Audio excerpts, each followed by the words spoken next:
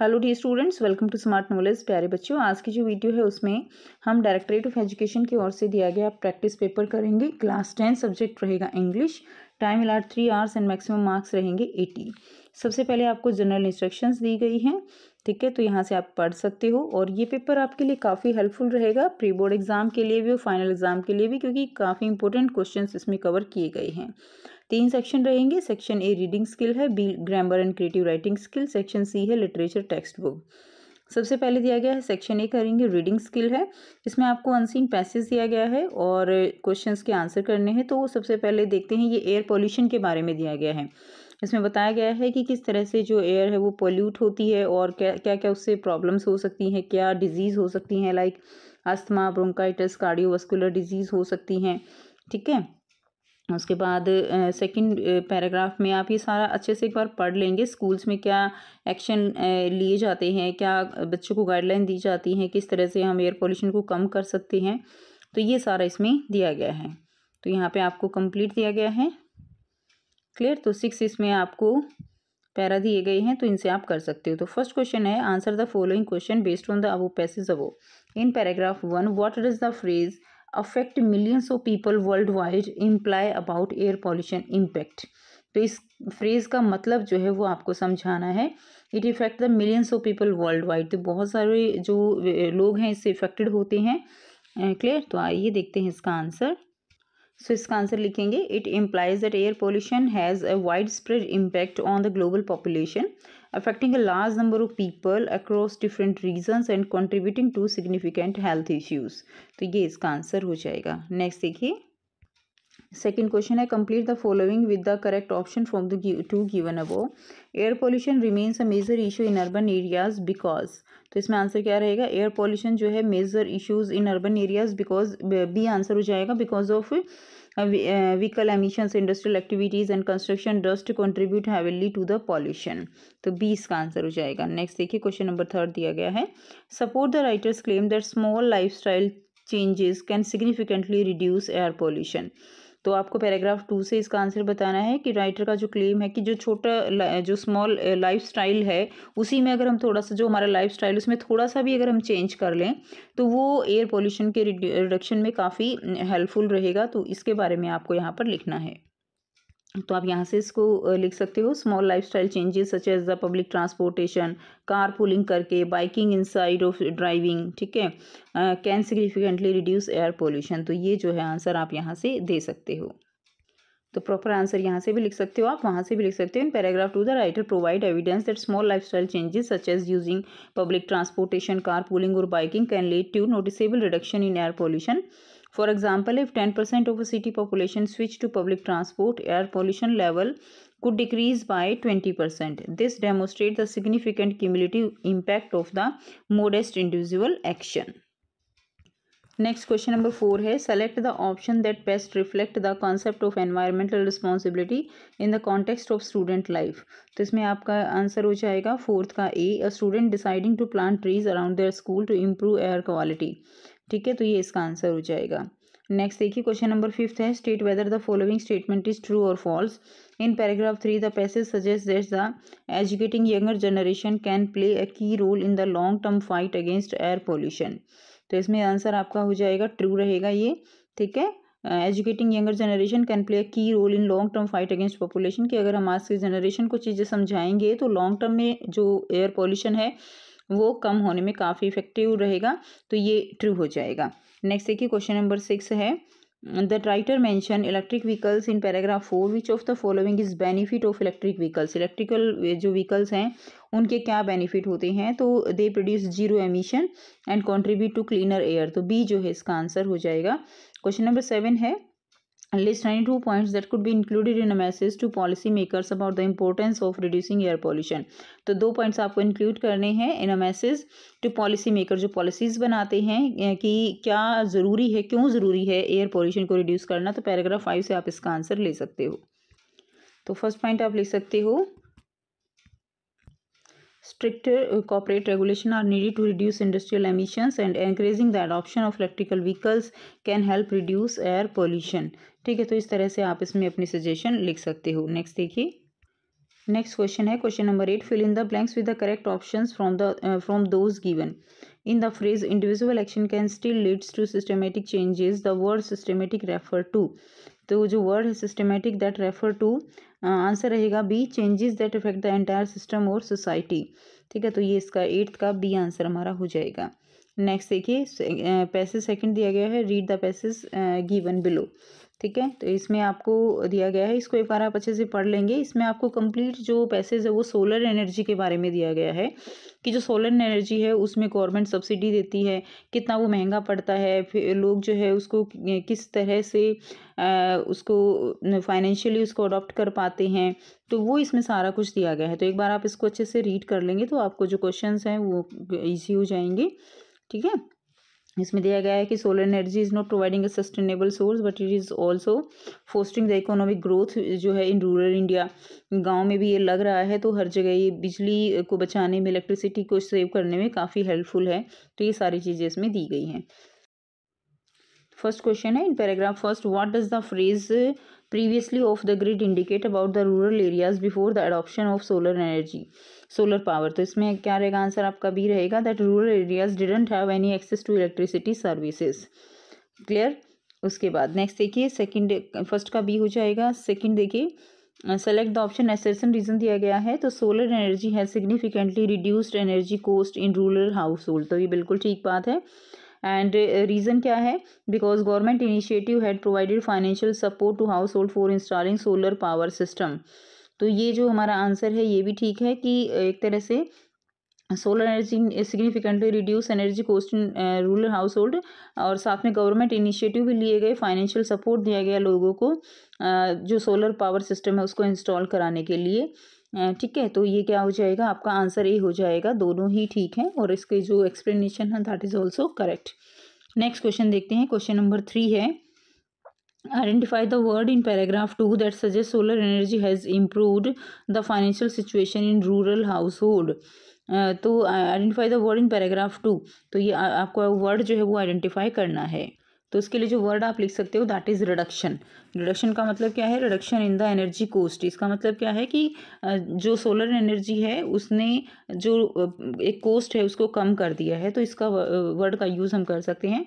Suggest that solar energy has lead to lower energy cost thereby improving the financial situation of rural household. Question number 4 है, how have government initiative contributed to the adoption of solar energy in rural India. Fourth का answer रहेगा, government initiative है provided financial support to household through subsidies and financing options. ठीक है, subsidy देती है government इस पे ताकि ज़्यादा से ज़्यादा लोग इसको अडॉप्ट कर सकें। Making solar power more affordable for rural communities, ताकि जो गाँव में लोग हैं वो ज़्यादा से ज़्यादा इसको अडॉप्ट करें, सबके घरों तक बिजली पहुँचे, इसीलिए सब्सिडीज़ जो है वो गवर्नमेंट प्रोवाइड करती है। ठीक है, तो ये इसका आंसर रहेगा। नेक्स्ट देखिए, क्वेश्चन नंबर 5 है, complete the following with the correct percentage. In Rajesh village, most households receive financial support to install solar panels. The percentage of household receiving such support is, कितना रहेगा इसमें 65%। ठीक है, क्या होगा 65%। नेक्स्ट देखिए, क्वेश्चन नंबर 6 है, what is the high percentage of rural household reporting reduced energy cost suggest about the impact of solar energy on rural development. Impact of solar energy on rural development, इसके बारे में आपको लिखना है। So the high percentage suggest that the solar energy is effectively reducing energy cost, की जो ज़्यादा से ज़्यादा लोग जो इसको अडोप्ट कर रहे हैं, इसका मतलब क्या है कि जो एनर्जी है उसकी कोस्ट वो रिड्यूस हो रही है in rural household, thereby allowing them to allocate resources to other essential needs such as education. और जो पैसा वो इलेक्ट्रिसिटी के लिए देते थे, जो उसकी कोस्ट के लिए देते थे, वो एजुकेशन, हेल्थ केयर उसमें लगा सकते हैं, कंट्रीब्यूटिंग टू ओवरऑल डेवलपमेंट, और उनसे उनकी जो डेवलपमेंट है, ओवरऑल डेवलपमेंट वो बढ़ रही है। नेक्स्ट देखिए, क्वेश्चन नंबर 7 है, complete the sentence suitably. The challenges of high installation cost for solar panel highlight the needs for. ठीक है, तो इसको कंप्लीट करना है। The challenges of high installation cost for solar panel highlight the need for financial support. ठीक है, यानी उनको क्या चाहिए, financial support and affordable financing option to make solar energy accessible to rural household. तो ये आंसर हो जाएगा। क्वेश्चन नंबर 8 है, complete the following with the help of suitable reason. The writer likely believe that solar energy can transform rural electrification because, तो इसको complete करना है। तो बिकॉज के बाद लिखेंगे it provide a sustainable cost effective source of electricity, it promote economic growth and is supported by both government as well as the private sector initiatives. यहीं से क्वेश्चन नंबर 9 कर लेते हैं। In the context of the last paragraph explain the significance of solar energy in promoting sustainable development in rural India. तो significance लिखना है solar energy का in promoting sustainable development. तो आंसर रहेगा solar energy is significant for promoting sustainable development in rural India because it provide a renewable and reliable source of electricity, reduce energy cost and support economic growth through improved agriculture productivity and reduce dependency on unreliable power sources। ठीक है, तो ये इसका answer हो जाएगा। Section B दिया गया है, ठीक है। Section B writing skill and grammar. तो सबसे पहले हम करेंगे grammar portion. Complete any 10 of 12 of the following task as directed. तो इसमें फर्स्ट है fill in the blanks with the correct option to complete the sentence. तो इसमें देखिए, dear mister Williams, we are please to inform you that your application for the new position, इसमें क्या आ जाएगा, new position has been approved. तुम्हारी जो application है फॉर द न्यू पोजीशन वो अप्रूव हो चुकी है। तो इन्फॉर्म किया जा रहा है, तो इसमें आ जाएगा हैज़ बीन अप्रूव्ड। सेकेंड है read the given sentence from a company update, identify the error and supply the correction. तो इसमें आपको जो एरर है वो बताना है और करेक्शन इसमें करना है। The sales team has worked tireless to achieve this year target. तो इसमें टायरलेस की जगह क्या आ जाएगा, एरर इसमें क्या है, टायरलेस है। ठीक है, तो टायरलेस इसको एक एडवर्ब की तरह यहाँ पे यूज़ करना है। क्लियर, तो इसमें आ जाएगा टायरलेसली, टायरलेस की जगह आ जाएगा टायरलेसली। क्लियर, तो ये टायरलेसली आ जाएगा। उसके बाद नेक्स्ट देखिए, अगला क्वेश्चन दिया गया है, थर्ड है Priya asked the following question to her colleague Sushant, do you think the budget is sufficient for the new campaign, report Priya's question correctly. तो इसका रिपोर्ट बनाएंगे तो क्या होगा, Priya asked Sushant if he thought the budget was sufficient for the new campaign. तो ये इसका answer हो जाएगा। नेक्स्ट देखिए, क्वेश्चन 4 दिया गया है, fill in the blanks by choosing the correct option to complete the formal notice. Attention all employees, please note that the annual meeting will begin at 9 AM sharp. ठीक है, इसमें से आपको बताना है this that those should be communicated to all department. ठीक है, तो इसमें क्या आ जाएगा, दिस आ जाएगा, this should be communicated to all department. Next question number 5 है, read Alok reply to his manager regarding the delayed project submission, I am sorry for the delay, I will send the report by the end of the day. तो इसमें report करना है, report Alok reply by completing the following sentence correctly. Alok applies for not having send the report earlier and said इसमें आ जाएगा, and said he would send the report by the end of the day. ठीक है, he would, will का would हो जाएगा, he would send the report by the end of the day. Next देखिए, question number 6 दिया गया है, identify the correct the error in the given line from an official announcement, the team members needs to attend the mandatory training centre. तो इसमें members है, तो इसमें जो यहाँ पे वर्क आएगी वो प्लूरल आएगी, तो इसमें नीड्स की जगह क्या आएगा, नीड आएगा, तो बी जो है इसका राइट आंसर हो जाएगा। नेक्स्ट देखिए, क्वेश्चन नंबर 7 है, complete the given event announced by selecting the correct option to fill in the blanks। तो exciting news, our school choir has successfully secured sport in the finals of the national competition। तो इसमें क्या आ जाएगा, इसमें आपका secured आ जाएगा।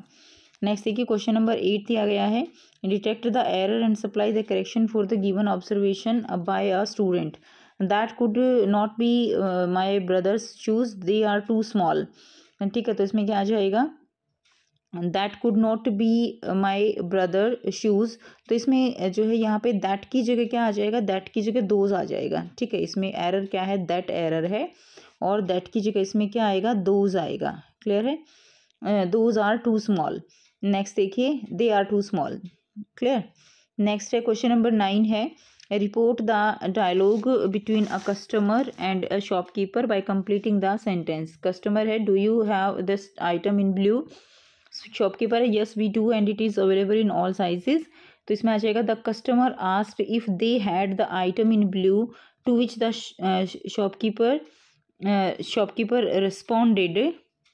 तो ये इसका आंसर हो जाएगा, द कस्टमर आस्क्ड, ठीक है, if they had the item in blue, to which the shopkeeper responded affirmatively adding that it was available in all sizes. तो ये आंसर हो जाएगा। नेक्स्ट देखते हैं question number 10। Select the correct option to complete the given sentence from an office memo. The manager dash consult the team before making major changes. तो इसमें इसका answer हो जाएगा शुड आएगा इसमें, the manager should consult the team, ये answer रहेगा। 11 देखिए, complete the given sentence about the excitement of a group of tourist bye selecting the correct option. ठीक है, द प्रोजेक्ट टीम इसमें आ जाएगा was, the project team was enthusiastic about the new challenge. Next देखिए question number 12 है, report the conversation about technology between a teacher and a student. ठीक है, तो ये दिया गया है, तो यहाँ पे आ जाएगा report the students response bye completing the following. The student remark that technology, तो इसमें जो है आप इसको पढ़ लेंगे। The student remarked that technology, देखते हैं आंसर हो जाएगा the student remark that technology has both positive and negative effects on communication. तो ये इसका आंसर हो जाएगा। नेक्स्ट राइटिंग सेक्शन दिया गया है, इसमें 4th ए दिया गया है, you are Sneha Rao and a resident of Goa, write a letter about in 120 words to the tourism department highlighting the problem of littering on beaches and suggesting measures such as more dustbin and stricter penalties for violator to keep the beaches clean। ठीक है, कि इस तरह से जो beaches हैं उनको clean रखना है, उसके बारे में आपको लेटर लिखना है टूरिज्म डिपार्टमेंट को सजेशंस के साथ। और में दिया गया है, you are Rajat Singh from Jaipur Rajasthan, write a letter about 120 words to the head of the park and garden department highlighting the poor maintenance of community park in your locality. Request the delegation of a team to upkeep and repair park equipments regularly. सो यहाँ से आप करेंगे 4th का B यानी letter लिखेंगे, poor maintenance of the community park first आप खुद से करेंगे 4th का ए। तो यहाँ पे दिया गया रजत सिंह जयपुर राजस्थान, एड्रेस जो दिया गया होगा लेटर में वही आप लिखेंगे, और ये दिया गया है आपको डेट आप लिख लेंगे।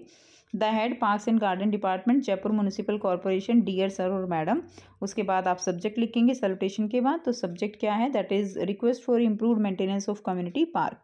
I am writing to draw your attention to the deteriorating condition of the community park in our locality. The park equipment including swings and benches ये जो है they are either broken or unsafe for use, and additionally the pathways are littered and the once beautiful greenery is now poorly maintained. This park is a vital recreational space for residents, especially for children and senior citizens. I request the delegation of a team to regularly maintain and repair the equipment, clean the premises, and ensure the park's upkeep. A well-maintained park would greatly benefit the community health and well-being. Looking forward to your prompt action. Sincerely, Rajat Singh। तो ये letter आप इस तरह से लिख देंगे।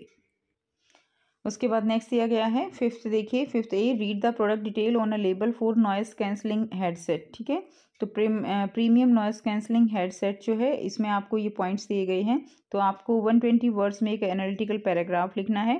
और में दिया गया है, read the given detail of wellness centre being developed in your locality, and आपको एनालिटिकल पैराग्राफ लिखना है about the suitability of this wellness centre for promoting health and relaxation. तो दोनों में से कोई एक आपको लिखना है, तो यहाँ से इसका आंसर कर लेंगे। Analytical paragraph, premium noise cancelling headset. The premium noise cancelling headset is an excellent purchase for those seeking superior audio quality. तो आप यहाँ से इसको जो है लिख सकते हो। ठीक है, तो यहाँ से आप इसके अपने अकॉर्डिंग आप इसमें जो सेंटेंस है वो चेंज कर सकते हो। उसके बाद देखिए यहाँ से आप स्क्रीनशॉट ले लीजिए, एनालिटिकल पैराग्राफ है वेलनेस सेंटर पे, तो यहाँ से आप इसके बारे में भी देख सकते हो, लिख सकते हो। क्लियर है। नेक्स्ट देखते हैं। नेक्स्ट देखिए सेक्शन सी दिया गया है, literature text book 40 marks, read the given extract and answer the question any one of the two given. तो यहाँ पे आपको एक्सट्रैक्ट दिया गया है, आपकी बुक से ही है। रीडिंग सेक्शन जो आपके चैप्टर हैं तो सीन पैसेज है ये, तो इसको एक बार आप अच्छे से पढ़ लेंगे। ठीक है, तो इसमें देखिए आपका जो क्वेश्चन दिए गए हैं, what is the turn off Buddha in the lines given below. The life of mortal in this world is troubled and brief and combined with pain, for there is no means of which they have been born can avoid dying. After reaching old age there is death, of such a nature are living beings। तो ये क्या है, इसमें दिया गया है आपको informative आ जाएगा, एक तरह की क्या है इसमें इन्फॉर्मेशन दी गई है लाइफ के बारे में, तो ये इन्फॉर्मेटिव है। सेकेंड क्वेश्चन है, how does the author use of various figure of species enhance the narrative technique in this paragraph. ठीक है, सो ये इसका आंसर रहेगा सेकंड का। Similes like as ripe fruits are early in danger of falling make the concept of mortality relatable and vivid and emphasising its fragility. Third question का answer है fill in the blank with the correct word from the bracket. The use of the word brief. Brief का मतलब क्या होता है? छोटा यानी short in the extract. तो the use of word means brief, short. ठीक है। How does the Buddha explain the concept of life and death to Kisa Gotami? So answer रहेगा Buddha teaches Kisa Gotami the universality of death by asking her to find mustard seeds from a house untouched by death, helping her accept the impermanence of life. ठीक है, तो ये इसका answer हो जाएगा। इस तरह से वो उसको डेथ के बारे में एक तरह से उसको ज्ञान देता है। ठीक है। नेक्स्ट और में दिया गया है B, new clothes have never been made for Bholi. The old dresses of her sister were passed on to her, no one care or made or wash her clothes. तो ये आप इसको एक बार अच्छे से रीड कर लेंगे। उसके बाद इसमें फर्स्ट क्वेश्चन दिया गया है what effect does the experience as described in the lines have on Bholi? She was on bath and she was even bathed and oil was rubbed into her dry hair and matted hair. Choose the most suitable option. Option में आपको दे रखा है dishearten, comfort, energise and confuse. ठीक है, तो most suitable option यहाँ पे क्या रहेगा? यहाँ पे रहेगा आपका कंफर्ट।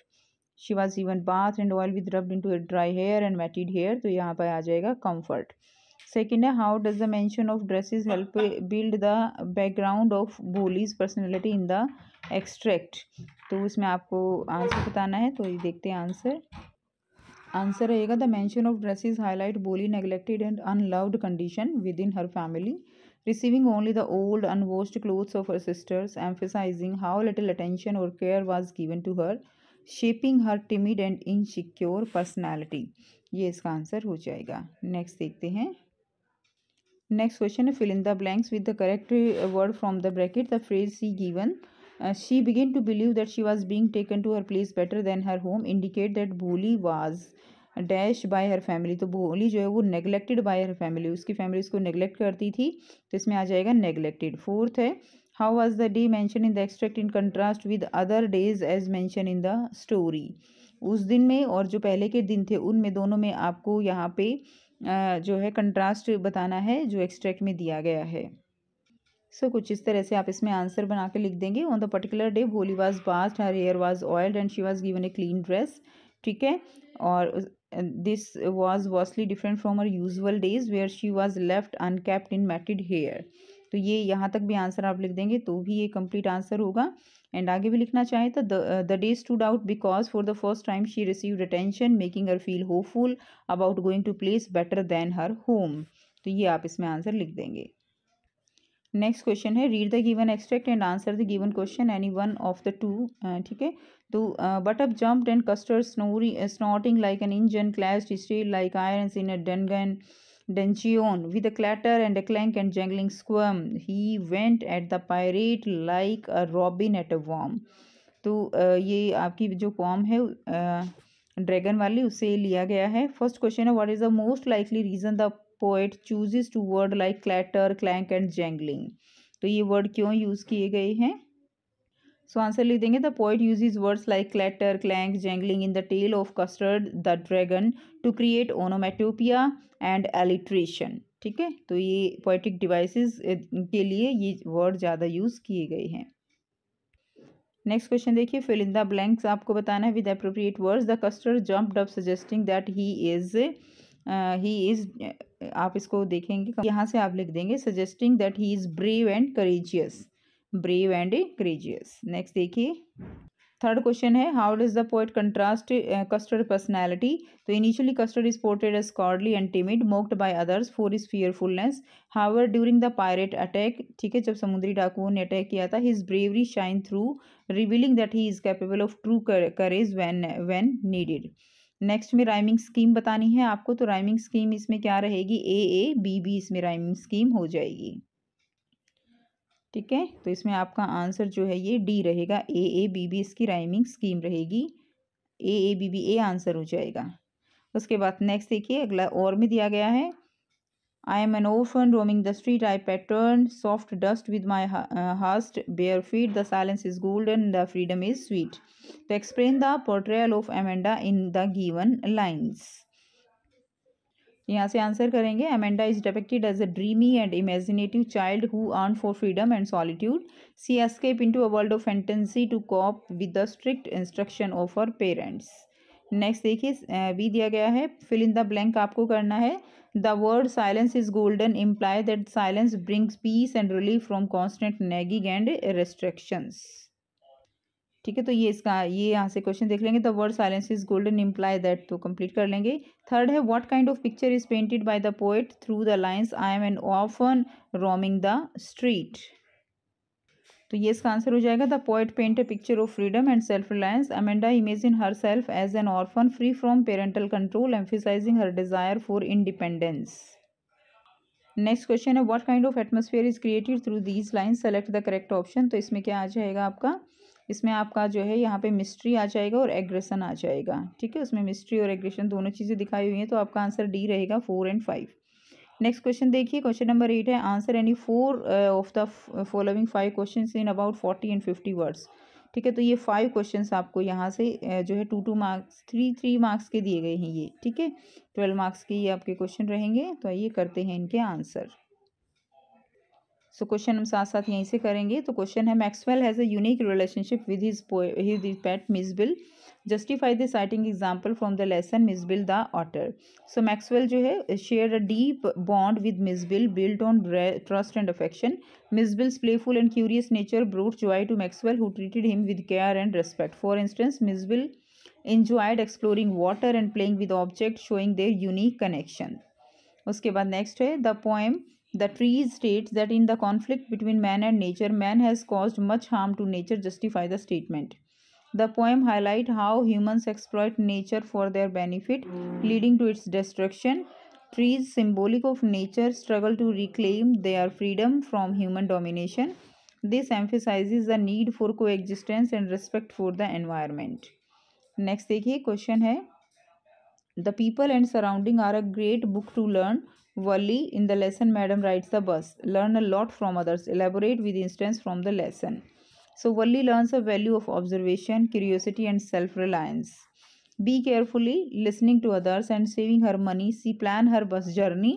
ठीक है, तो इससे हमें ये चीज़ें सीखने को मिलती हैं। And she learns about the world beyond her village, की उसने ये सीखा कि उसके गांव से बाहर भी एक दुनिया है।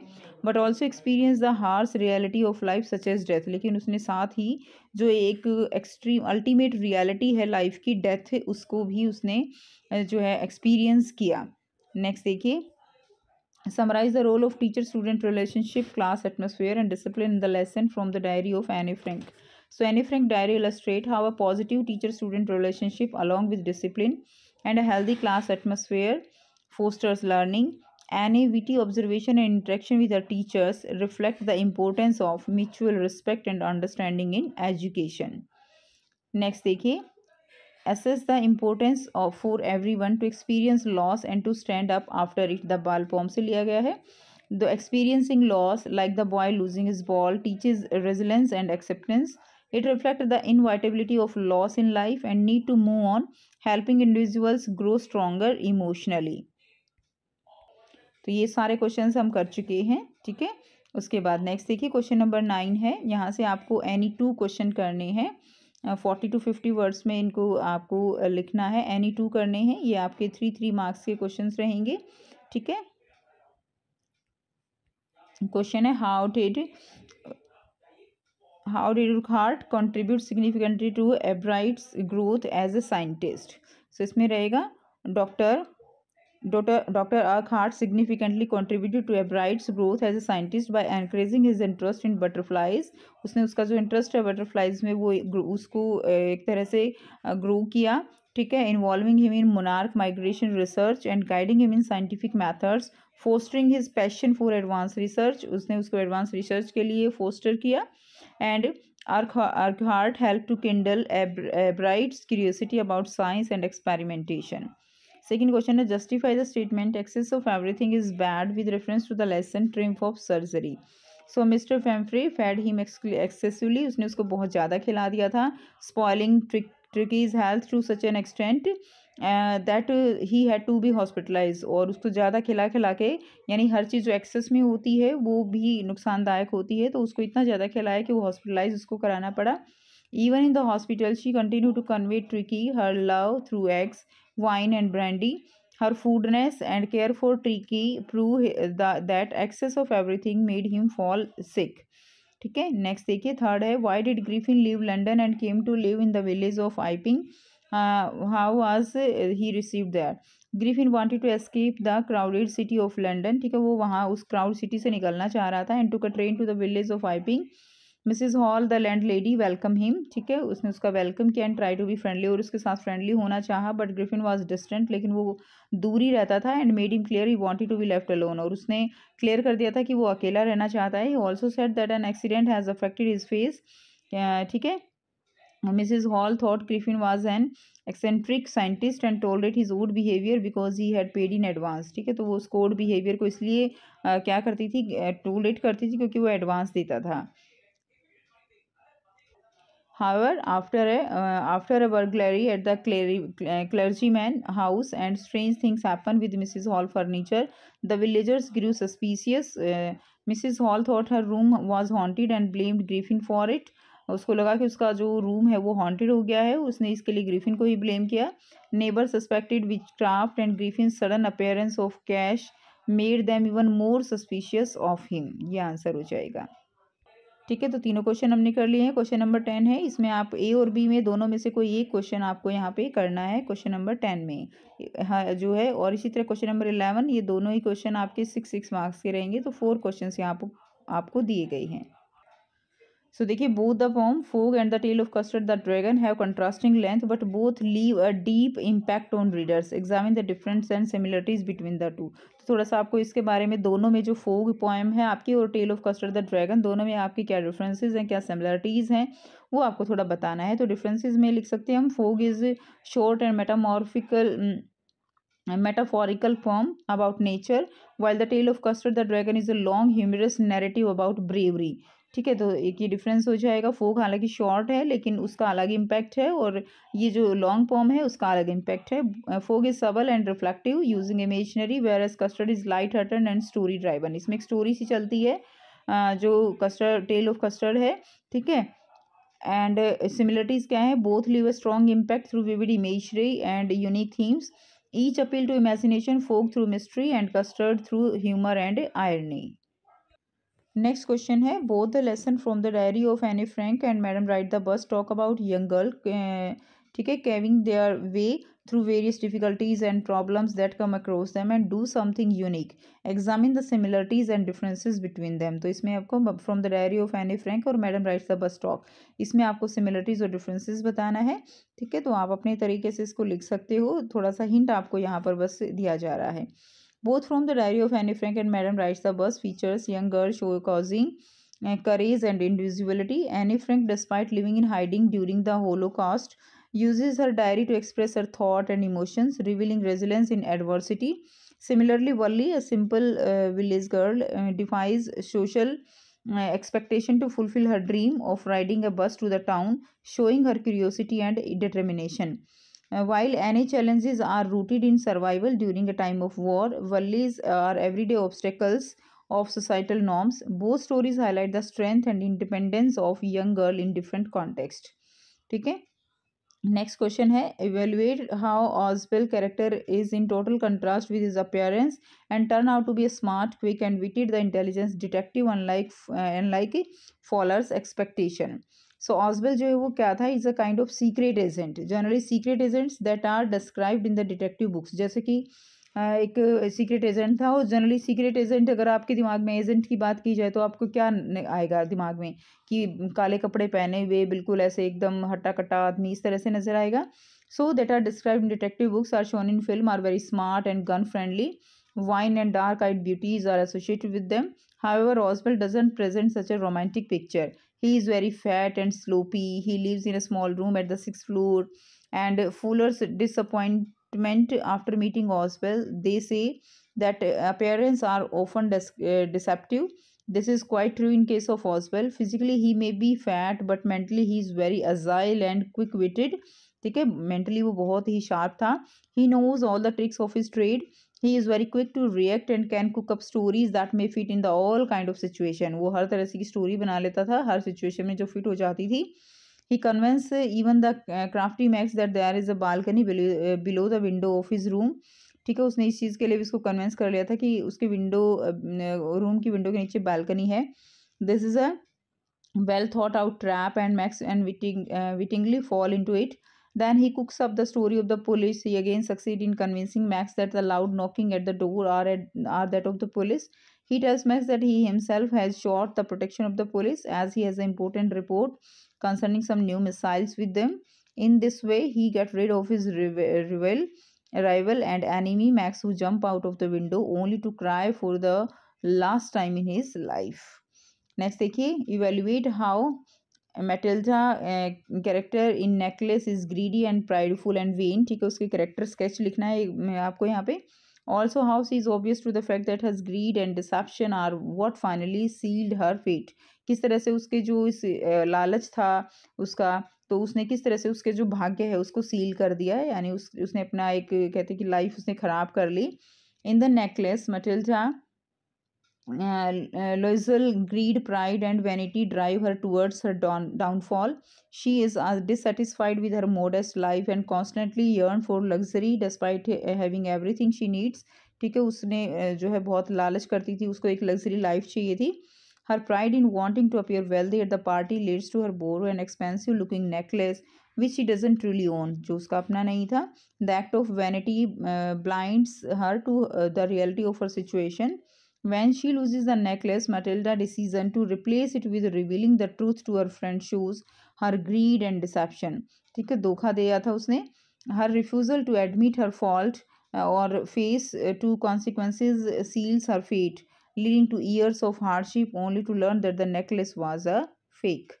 ठीक है, तो ये इसका आंसर हो जाएगा। आप अपने अकॉर्डिंग भी इसका आंसर लिख सकते हो। तो ये था कंप्लीट पेपर। आई होप सारे क्वेश्चंस आपको क्लियर हैं। अगर फिर भी कोई डाउट है तो आप पूछ सकते हो। वीडियो अच्छी लगी तो वीडियो को ज़रूर से लाइक कीजिए, शेयर कीजिए और चैनल को कीजिए सब्सक्राइब। मिलते हैं आपसे नेक्स्ट वीडियो में। Till then take care, bye bye.